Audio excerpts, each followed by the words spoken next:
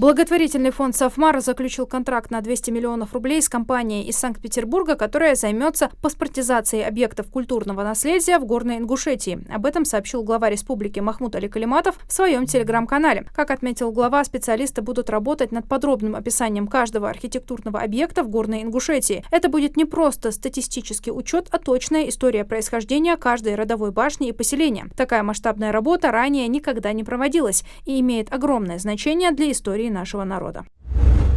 В Ингушетии потребление электроэнергии за первые 6 месяцев 2024 года выросло на 40% в сравнении с аналогичным показателем прошлого года. Динамика связана с введенным ранее энергоцентр Назрани, сообщает пресс-служба системного оператора единой энергетической системы. В целом, в СКФО в первом полугодии наблюдался рост потребления электроэнергии предприятиями добывающей промышленности, а также мелкомоторной нагрузкой. В предстоящий осенне-зимний период системный оператор прогнозирует рост потребления электроэнергии на 3,5%. В Госдуму внесен законопроект о наказании до 5 лет лишения свободы за умышленное уничтожение или повреждение чужого имущества, совершенное по мотивам ненависти, в том числе политической и религиозной, сообщил глава Комитета Госдумы по безопасности Василий Пискарев в своем телеграм-канале. Он пояснил, что в настоящее время, согласно части 1 статьи 167 Уголовного кодекса Российской Федерации, подобное преступление считается преступлением небольшой тяжести и влечет ответственность до 2 лет лишения свободы. В то же время по части 2 этой статьи при наличии хулиганских побуждений наказание предусмотрено до 5 лет. Меценат Микаил Гуцериев планирует в Ингушетии строительство 2 отелей 5-звездочного и эконом-класса в Магасе и в Назрани. Как отметил глава региона Махмуд Аликалиматов, в Ингушетии есть только 2 крупные гостиницы хорошего качества, но нет ни одного 5-звездочного отеля. Микаил Гуцериев обещал нам решить и эту проблему.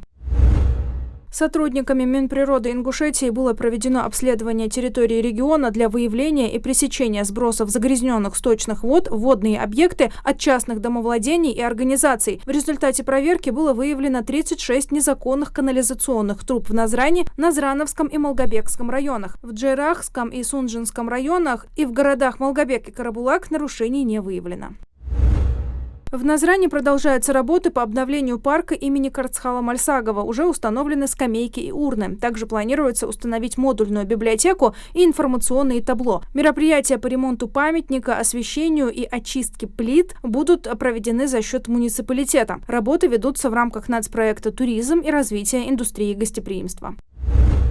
Страховые пенсии по старости в 2025 году будут индексироваться дважды – с 1 февраля и с 1 апреля, сообщила член Комитета Госдумы по труду Светлана Бессараб. Она добавила, что пенсии работающих пенсионеров в 2025 году будут индексироваться по тем же правилам, что и для неработающих. Как отметила Бессараб, главное, что процент индексации будет не ниже, чем рост инфляции по предыдущему году. Именно поэтому первая индексация будет 1 февраля, чтобы правильно оценить не прогнозное значение, а именно реальное значение за предыдущий год. С 1 апреля по-прежнему будут индексироваться социальные пенсии, сказала она.